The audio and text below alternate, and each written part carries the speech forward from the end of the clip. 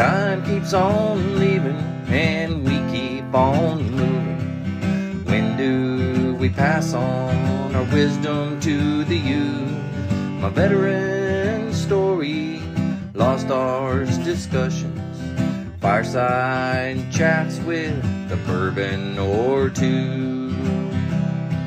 It's time to hear the stories by our military veterans. Get yourself ready. It's the Lost Arts Podcast. The Lost Arts with Andrew Cox. Hello, my friends, and welcome back to the Lost Art Podcast, that podcast that's given a voice to our veterans. On today's episode, we have my veteran story with legendary Marine, Paul Durso. But before we get into the episode, are you enjoying the podcast? Then consider becoming a TLA patron. That's the Lost Arts patron. It is through donations that we are able to continue recording these podcasts and getting our veteran voices out for all to hear. Just go to the Lost Art website and click on the Become a Patron link at the top. If becoming a TLA patron doesn't work for you and you would rather give a one-time donation, then go to the Lost Art website and scroll down until you see the donations link. Any donation is appreciated. If you would like to be a guest on the podcast and tell your veteran story, then email me at thelostartwithandrewcox@gmail.com. And as always, we do have merchandise for sale. So go to the website. You can click on the merchandise tab. We have hats, we have cups, we have shirts, we have all kinds of goodies for you. You can help spread the word as you go around talking about the Lost Art, and it would be much appreciated. All right. With that, I want to welcome Mr. Paul Durso, the motivated, legendary Marine. How you doing, Paul? Good morning. Master Gunner Sergeant retired. Woo, we got an extended title on you. Thank you. Good morning. Good morning. So, hey, I first met you. I just want to kind of talk about this. I think the first time I met you, I was at Pendleton, right? And you came down to visit the band hall and stuff like that. Was that the first time that I met you? That is correct. Probably at the reunion time, you also attended our Military Marine Corps Musicians Association, talk about it later, and that you cooperated and attended that. A lot of fun. Absolutely. So we go back a little ways, but I don't go back as far as the beginning for you. Like, where did you grow up?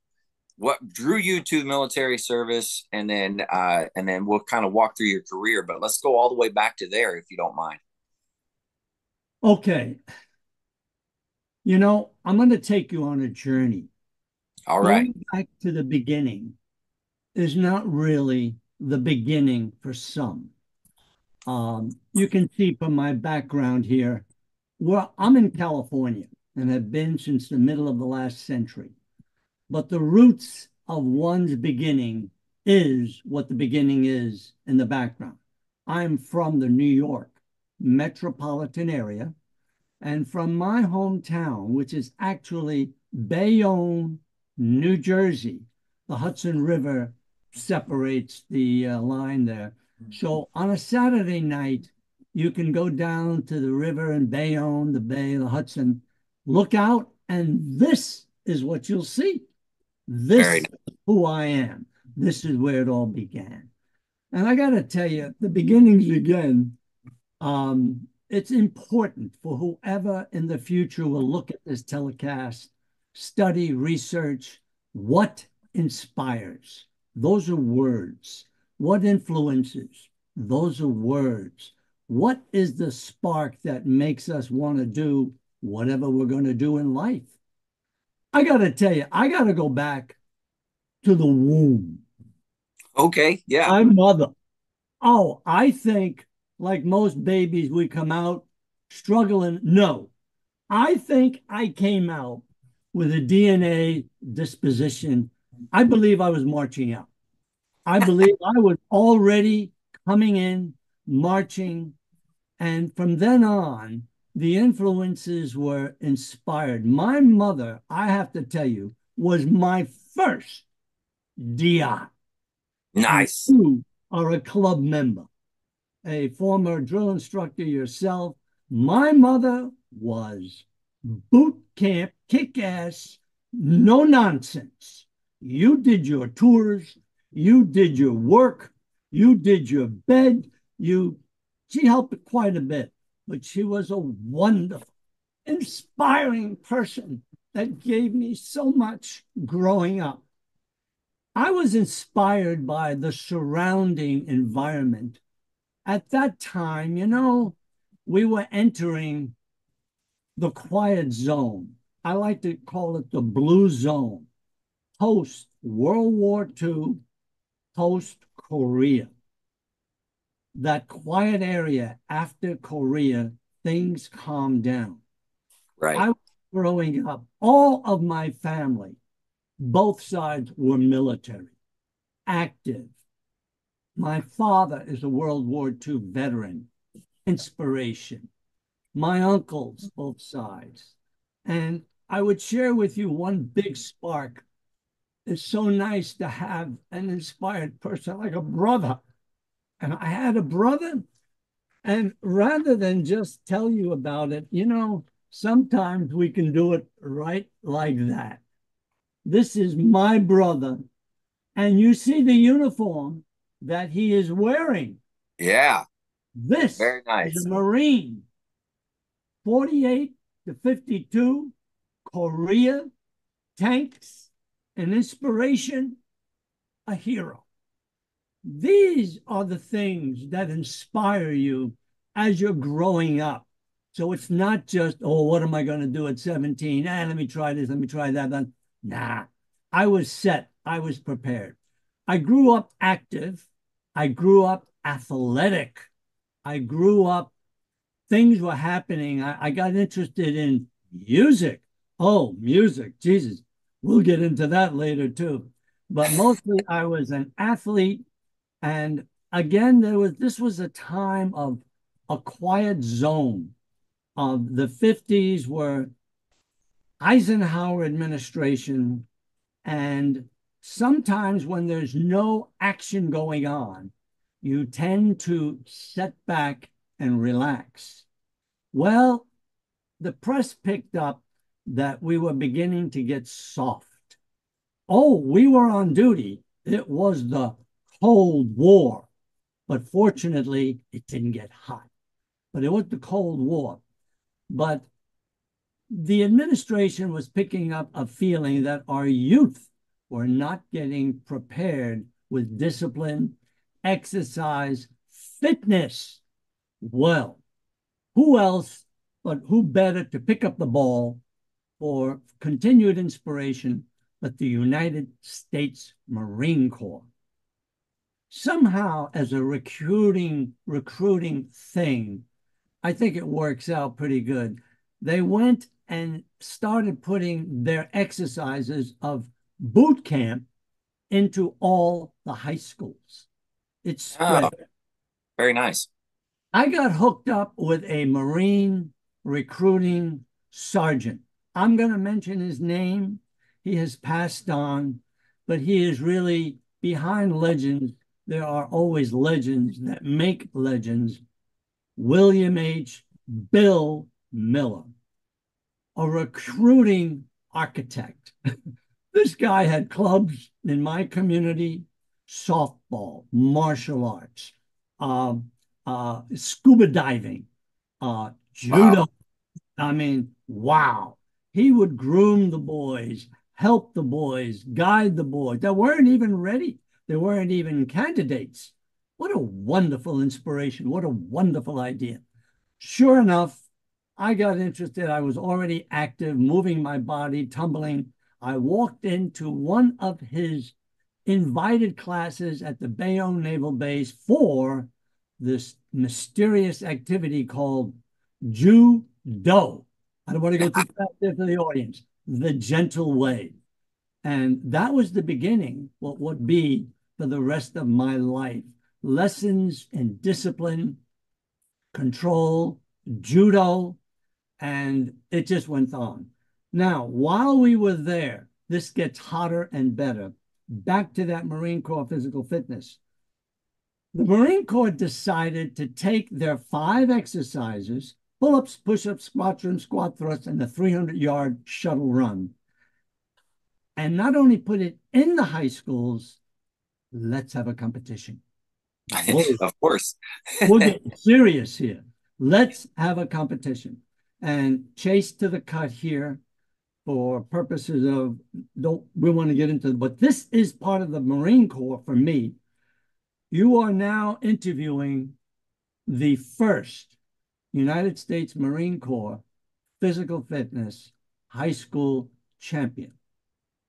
I Wow. went to this tournament. Press was already covering me. I have articles on it that I was making Marine Corps history as a student. Mind you, I'm not in boot camp yet. I'm already going through my boot camp. So lo and behold, yes, I went into this tournament and three states, they came from all over, New York, Long Island, Connecticut, Jersey, and I won it. Not only did I win it, but my score was so high and my teammates were so high that we won as a team. So I just wanted to share with you, pictures speak a lot of words here, that here is the first. Oh, it's going in and out there. There it is. This is the first. There it There. is. Yeah. Right there. The first high school physical fitness champion with Jim Howell. And I want you to take note that there are two Marines officers here. Right. We'll get to that in a moment. But to think of it, there it is, first place on Yeah. the podium, long, long time ago. So this leverage and this preparation, I mean, look, even Marine Corps recruiting news on their news, Wow. there Yeah. it is, front page. So there's nothing like being the first of something, anything. This was to be an enlightenment. The local press covered it. We became stars. We were invited to the White House. None No other, kidding. only one White House. We were to be guests of the Commander-in-Chief, President of the United States. Somebody messed up our timing. You don't keep the Commander-in-Chief waiting. So we had to settle for Sam Rayburn, the Speaker of the House. And right after that, here we go again. None other than the Commandant of the Marine Corps himself Yeah. in Washington at the Pentagon. So we were That's super very cool. fortunate. Yeah, we were very fortunate. And this, I mean, when you say what drags you into the Marine Corps, this is what I mean by my DNA. Here we are at the none other than the Iwo Jima exhibit with the mayor of Bayonne, Okay. myself, and the team, and the third place finisher as well. So Wow. what an excitement, what an influence. And this was to lead me when my time came. Um, who do you know has a press conference before they enter the Marine Corps? Well, I mean, movie stars did. Um, Elvis Presley did. I mean, they followed him at the boot camp while they cut his hair off. And lo and behold, I have to tell you, yes, the word got out, and I was followed into the swearing-in ceremonies with the Uh-huh. captain recruiting as I was entering boot camp. Wow. The recruiting sergeant that recruited me, not Bill Miller. He's all, movement in the Corps, we move around. So I was very much followed press-wise, picture-wise, all the way in. Now, here we are, getting ready to go to boot camp. And what an experience. That said, if I may, I'll just chase here to the cup because I know it's about my Marine Corps experiences, but I have to be gentle with my audience and I'll be honest, I'm not a Medal of Honor winner. I did not see some of the catastrophes that my fellow Marines, and I was yet prepared to do and go, but did not. Praise to whoever you want to praise, Lord, God, luck. In that blue zone, it was a quiet time. And I'm fortunate. So I'm taking you on a journey of a military experience that will not divulge death, blood, but rather accomplishment, achievement, preparation, sentiment that has lasted me into this next century. God bless. So I'm happy Very to share nice. this Well, story. hey, Paul, I got to tell you, I always say that every veteran story is important. Whether you went to combat or not, it doesn't matter. Every veteran story is important, and all of them need to be heard. And that's kind of what we're doing. And I thank you for sharing your story with us. Thank This is you. good. Thank you. But I give respect to my fellow veterans, Marines, other areas that have stories that have yet to be told. They need to tell their story. I'm sharing this story not necessarily with shame, but with pride in that it is expected. You know, I'm going through boot camp now. Oh my God. The gunnery sergeants, the drill instructors, they don't know how to handle this freak. I'm a freak. As a drill instructor, have you ever said to a recruit, maggot, stop doing push-ups? Jesus Christ, words don't come out like that. Private Durso, they couldn't say my name. Poor guys, God bless them. We don't forget our drill instructors. That's a Right. reflection on you, sir. They may forget the conductor, they may forget the bandmaster. They will not forget their DIs. And Very true. they couldn't say Durso. You know, hey, Durso, Durso. A couple of them were from Georgia, the other one from Tennessee. Private Durso, get off that high bar. Get off the high bar. Well, I would grab the bar while Marines before me were 1, 3, next. Well, Private Duso jumps up 7, 10, 14. I start snapping. 18, 19. They didn't know what to do. Private Duso, get off the bar. Because I was holding up the line. I mean, they're training Marines. They're not training some freak athlete here. This is ridiculous. Well, at the time, what do I know? So the word now gets out, as you know, among your peers. My animal is a lot better than your animal. Oh, I got Private Duso, get out here. I start doing push-ups, and they're still talking, and I'm still doing push-ups. So the word got out. It was a wonderful experience, and competition was also there. I became, of course, a leader. I was picked as the flag bearer. Now, and for our audience who maybe forgets, she who becomes the flag bearer is potentially the leader of the platoon, top of the food chain, dress blues, PFC. Easy. So that said, I went into this competition. I was the top athlete of the regiment. I brought pride to my unit. I brought pride to the drill instructor. Oh, God. They had this animal. And that said, I want my audience to know that with all this preparation, with all this success, I learned coming out of boot camp, never be seduced by expectations of who you think you are. You see, as much as I have done throughout life, boot camp is the beginning, I was not picked for dress blues as the top. I missed my sharpshooter. These guys from Tennessee and Kentucky and the hills of Georgia were squeezing them off, expert. They were good. They were my peers. I got calls 25 and 50 years later from people that remembered me in boot camp. We didn't even go to war. So, no, I was not awarded because somewhere along the line, my senior DI, ooh, what a piece of work he was, a World War II psychopathic killer. He saw something and he wanted to give me a lesson. And a lesson he did.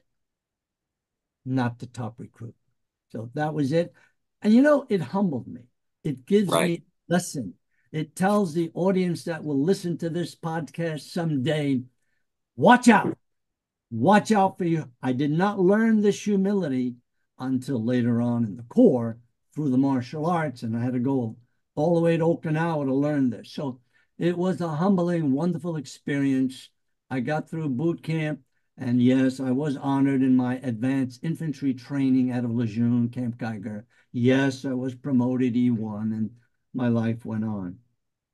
I was assigned to the first duty station at Camp Lejeune, North Carolina. I was assigned, believe it or not, with all you may know about me, I'm an 0300. I'm a grunt. No kidding. Yeah, see, people don't know that. While back in boot camp, we were humming to the hum of the DI. Cuba, Cuba, here we come. Castro, Castro, you better run all the way. Gotta go. Oh, yes. But you see, fortunately, faith. Thank you, Commander in Chief, President Kennedy. We fixed the problem. But while I was there, so now you know my time period, I believe that this podcast would have never been made. I stated this in my high school blog at reunions that had they not fixed this problem, I know I'd have been in the first wave. Second for sure, because that company gunnery sergeant was whispering in my ear, Durso, recon, recon. They wanted me to kill people. They wanted to, between my training, my martial arts, my leader, I was going in the first wave. Leave it at that. So back to Camp Lejeune, things were calm. No, I was not bothered. I was left to be a Marine. Yo, PFT, Private Durso, get out here. Get that mop, clean that toilet, and get that brass. And yesterday, whoa, Yeah. I'm in the Marine Corps. I'm an 03. So it was a wonderful awakening. The humbleness is a healthy thing to have. I wasn't, I was my father's only son. I lost my father before I came into the Marine Corps. Others took his space, never his place. Friends, athletes, teachers, Bill Miller, my first juror, Al Williams, Gene, God, the tumbling, men in the Marine Corps, as you know, becomes a family, never to be forgotten. New brothers and sisters. Exciting. So I'm a grunt. I'm doing what I'm supposed to. And Camp Lejeune, it can get a little chilly, a little nasty. So we had a regimental parade going, full gear, combat gear, ready to go, standing at Lejeune parade deck, a little misty rain, Wyatt. And all of a sudden in the background, I hear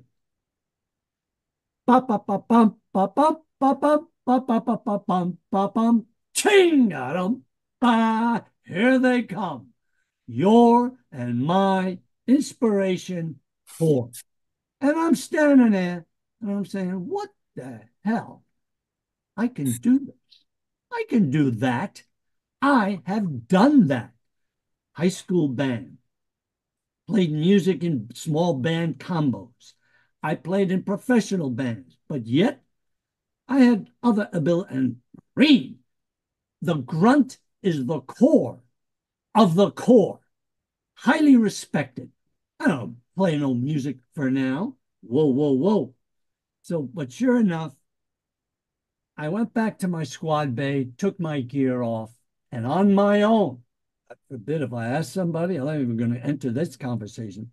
I went over, I found out where they were, walked in cold.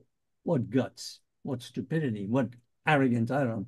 Walked in cold, got lucky again.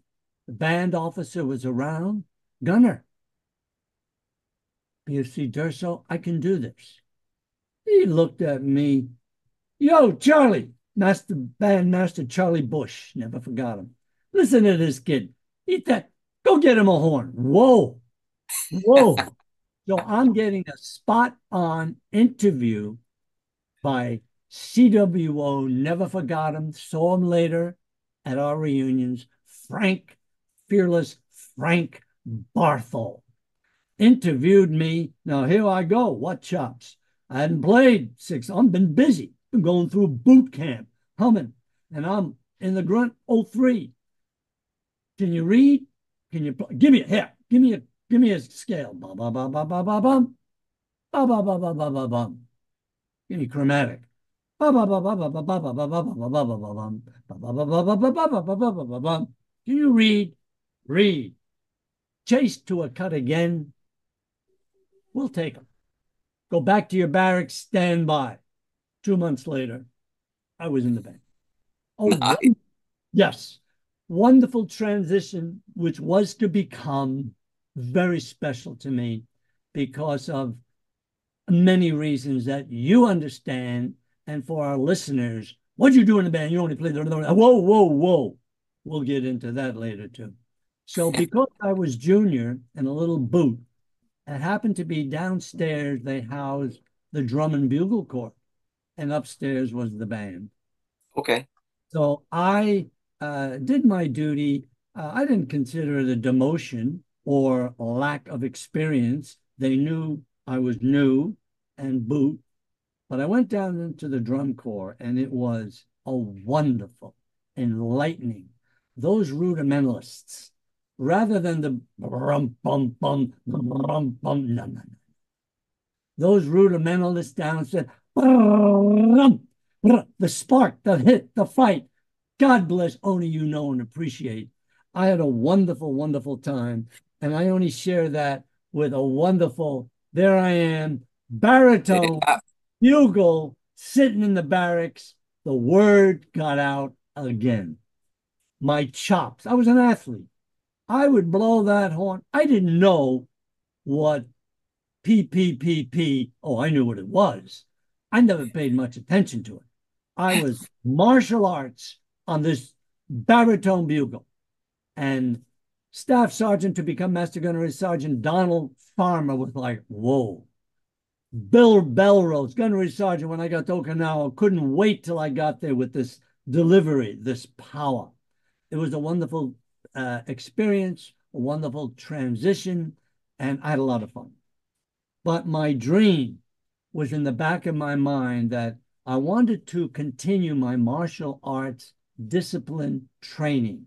I had already started karate before the Marine Corps. I was already active in judo before the Marine Corps. I was mixing my martial arts before they ever used the word mix. Look where Right. we Yeah. huh? You've got it. So I went and I was playing handball. I kept up my skills. I am also, before the Marine Corps, I am the city singles handball champion, junior and senior singles. So those skills I consider to be hand-eye coordinated preparation for martial arts. I'm in a book in the future. Didn't know this at the time, but all of this would be eventually put down and documented. So I'm playing with a major, and my superiority in skills and fitness was complimentary to him. He couldn't win nothing, but I made a friend. He won, but well, you got to be humble and polite. We're in our shorts. He doesn't know what I am. I don't know what he is. I'm Major Mo. Whoa, yes, sir. Yes, sir. Shit, he still lost anyway. Come to be that a month later, I don't know.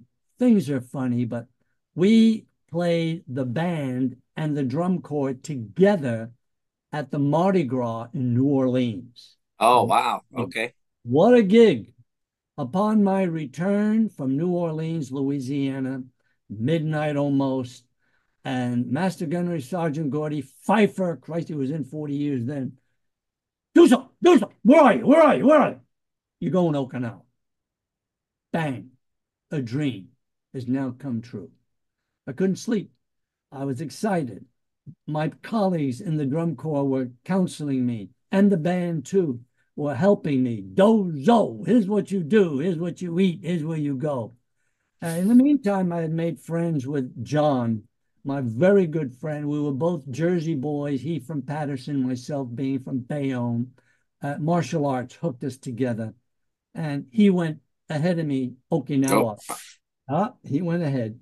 And I never thought I would catch him again, but I did. So I'm very grateful that again I got luck, that the Marine Corps gods were watching me and sent me to my dream. What a wonderful experience to go there and experience what I was yet to experience. So that said, give me a drink of water here. I'm moving along. yeah. But Okinawa was to be something that would stay with me for the rest of my life and still has in so many ways. Uh, I'm so sorry to witness some of my colleagues, friends, fellow Marines that went there and were bored. It saddened me and broke my heart that they would be depressed. We did not have the techniques of diagnostic understanding post-traumatic stress disorder. What the hell are you talking? What are you, crazy? You got whacked, slapped. I mean, my drill instructors were nuns. I was raised in a Catholic order. Besides my mother, I forgot to mention, I was raised, but if I didn't lock my heels, then I got whacked by nuns long before a drill instructor. But returning to Okinawa, it saddened me that I would see many of them not taking advantage of the opportunities of learning, uh, scholarly learning, academic learning, military learning. They were all seduced by depression, alcohol, the girls. Whoa. I mean, if you didn't get depressed, if you didn't get excited about that, go see a doctor. There's something wrong with you. I mean, I ain't going to tell you what $2 got you. Woo! It was a happy, happy experience, let alone endings. That said, right. That said, I continued my studies in the martial arts. The drum corps, Belrose was waiting for me. The drum corps was not to be. In 30 days, it was disbanded. Of 18 to 25 Marines, they kept 7 or 8 of us. I was Wow. I was one of the 7 or 8, along with would be my friend for the rest of my life, sergeant to become master gunnery sergeant, Jim Genovese. And we were kept because he began his career as a drum major. I was a musician. I could read, B flat, trumpet, and the rest was sent to other areas of MOSs throughout the Marine Corps. I stayed with the band, continued my martial arts. I became a member of the All Marine Corps judo team, of which I was very active. I was the All Marine Corps judo champion. I made the team, and we traveled to Sasebo. There I am receiving the trophy for on Okinawa. So I was constantly active, constantly active. I was also the STO3 handball champion, singles Oh, champion. So activities were just, I'm busy. I'm busy. I traveled to Sasebo, Japan with the Marine Corps judo team, and I became the Far East inter-service judo champion at my weight category. So wow. many That's honors very good. to my corps, to my unit, to myself. I'm busy. Along this time, not coming up for air here, John and I were having fun socially. What do band people do in the middle of Okinawa or in the middle when they're not doing a gig? They don't change color. They carry their skills to the street. That's right. We all of a sudden doo-wop. Yo, John, pick up on it. Pop, pop, pop, bo. We were picking up dialogue. We were picking up songs from the village and entertaining the laundromat, the barber lady, where we would go pick up our clothes, uniforms. Somewhere, somehow along the line, someone said, pretty good, pretty good. You need to talk to. We went down to a studio and interviewed for a part in a show. It was again a competition and a talent show. Now, this is something that you've had a taste of because I believe you hosted me and I shared this story, which we're not going to get into the depths now. I'm just trying to give you a little highlight of my military experience. But Yeah. say it was successful would be an understatement. We did for our country, our Marine Corps, ourselves, something that has not been done since. Well, I don't know, but other answers for that. And lo and behold, this was not done with the permission of the Corps. I mean, we went down on our own, and that's right. So you're giggling. If one of your guys came along and whoa, we have boundaries, we have discipline here. You don't just we have protocols. We were just two kids that went down to the studio and they went like this, a little corny maybe, but sometimes corniness can be entertaining. We were a hit. And I've shared that with you. Later on, decades later, I would make this story in the form of a documentary. That in alone is a story unto itself. So we would go on base with our uniforms. We were on television. We were music studio stars. We were unbelievable. We were just on TV. There it is with the big band behind us. There we are doing the things that television and movie star people would normally do. And here we were doing it with the blessing of the Marine Corps. And we were doing it with without permission. I don't recommend this. Don't do this without permission. I mean, the general at any time he could have said, look, yeah, maybe so, maybe not, but my goodness gracious, let us know what you're doing. Share with us. No, we didn't do that. So that said, we were like stars. One of the translators that was a Westerner translator for the general till this day I'm in contact with. Oh, wow. Oh, what a touching thing. The word got out to upper division, no doubt, Sergeant Major. What the hell? My band officer, whoa, Andy, I don't know what you're doing, but those guys are great. They're doing good. Leave them alone. Leave them alone. They, at any time, could have driven down and just cuffed us. They could have cuffed us. They could have grabbed us off the stage. They could have said, what the holy heck are you guys doing? And all they're doing is having fun. And if you notice our audience in the background, Yeah. children, entertain children, entertain the community of which you are active in, you're a hit. Had we sang in English or been in any bar, oh my God, they would have hooked us, arrested. Get the hell out of here. Who you think you are going in there? Oh, we went in this contest. We won second place, not first. My God, John Reardon, who, in his look, we're never going to win this. What do you think? You're going to come here and go and speak a few words and you're going to win? They've seen our might with our weapons, our tanks, our skill, our military, and now they can't even win their own contest? Ridiculous.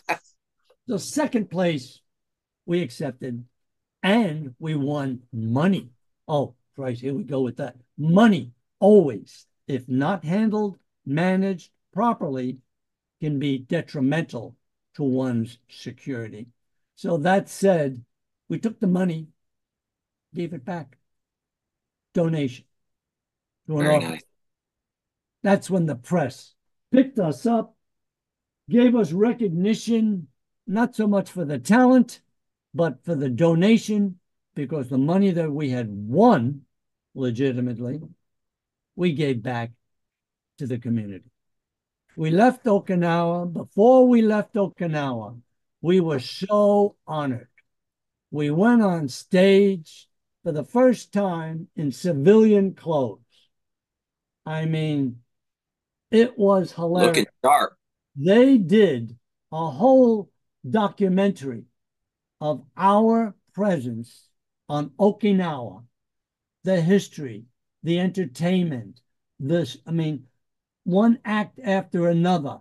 It was sentimental. It has been documented, and I have continued with that documentary and how we left. So we left Okinawa. The trio left Okinawa.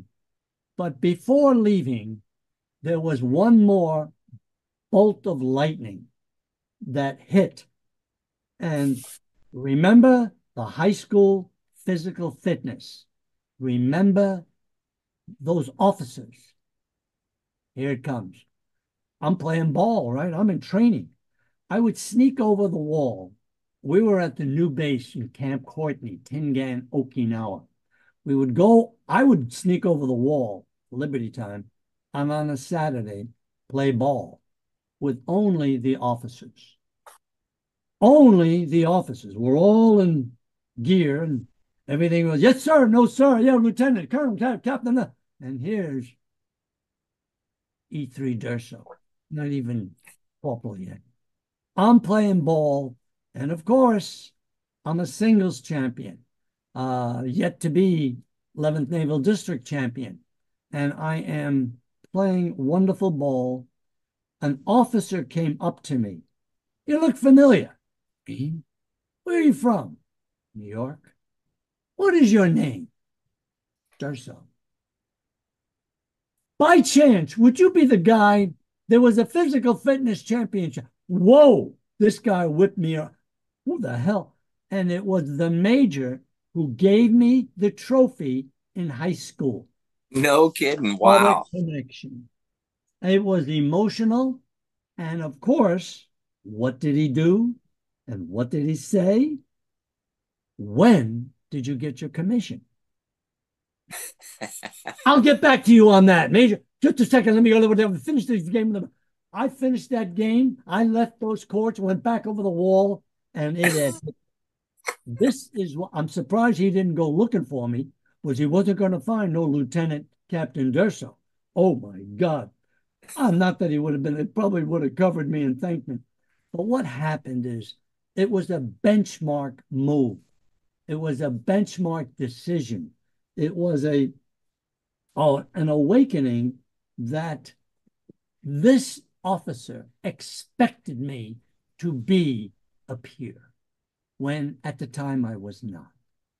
I was not destined back in high school, as you may talk to some of your other story and people. My grades were non-existent. I was busy.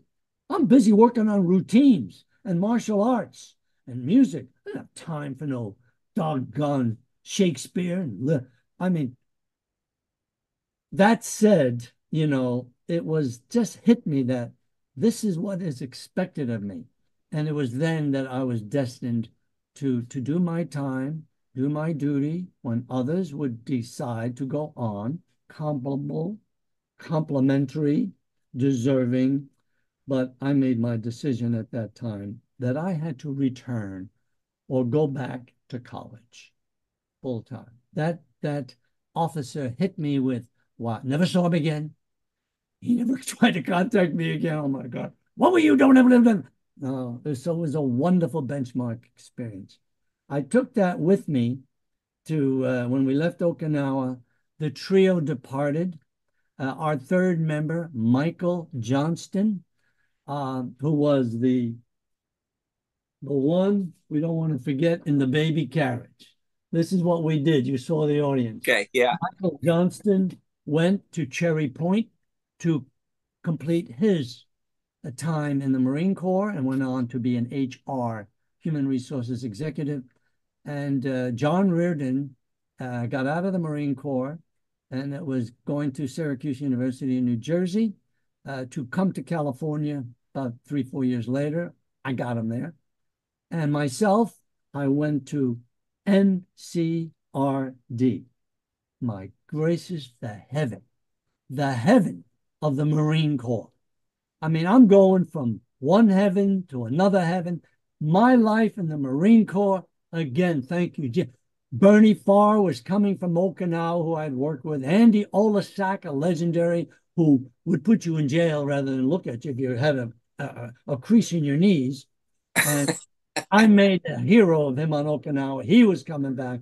I worked with Jim Donovan, who would go on to become the president's own drum major for the president's band in Washington, D.C. It was a wonderful experience. It was martial arts to the top of the food chain. I was on the all-Marine judo team. I was runner-up in my weight category for the whole Marine Corps and later to represent them in inter-service competition. I was the combat instructor for the MCRD base, as well as inciting my own Marine band. I probably was the architect for combat Marine Corps training, which would later become part of the point system for Marine Corps being honored. And of course, I went on to just complete my tour there with a wonderful, wonderful finishing. But I did leave. Even when I left, it was like a ceremony. I was playing string bass.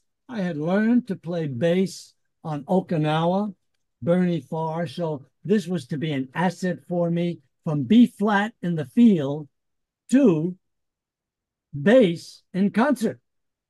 Yeah, So I like it. I was expanding my horizons and my military training to prepare me for the outside. So with that, I'm going to let you have a little break or a little something. I've been on a monologue here because it's difficult to come up for air. An Well, experience. Sure, go ahead. what we'll do then, we'll go ahead and wrap this one up, and we take a break. We'll come back and finish the other one. But for all the listeners out there, if you're a veteran, you're struggling, and you need some help, be sure to reach out for that help. Dial 988, press option 1. The VA has a wonderful system in place. They'll be able to put you in contact with somebody that can help you out. If you don't want to call and you'd rather text somebody, you can text 838-255. Again, that's 838-255. Again, somebody will be there to help you and push you to somebody that can help you out. Or if you're a young guy and you like to chat online, go to their website, veteranscrisisline.net. Again, that's veteranscrisisline.net. And you can get on. There's a chat icon. You can chat back and forth with somebody. All of those things are anonymous. You can tell them whatever it is that you feel is appropriate. But one veteran life loss is one too many. I care about you. I know Paul cares about you. All the other veterans care, and we want what's best for you. So please reach out for help. All right, Paul, thanks again for this part, and we'll come back for part 2. But to all the listeners out there, stay motivated, change your socks.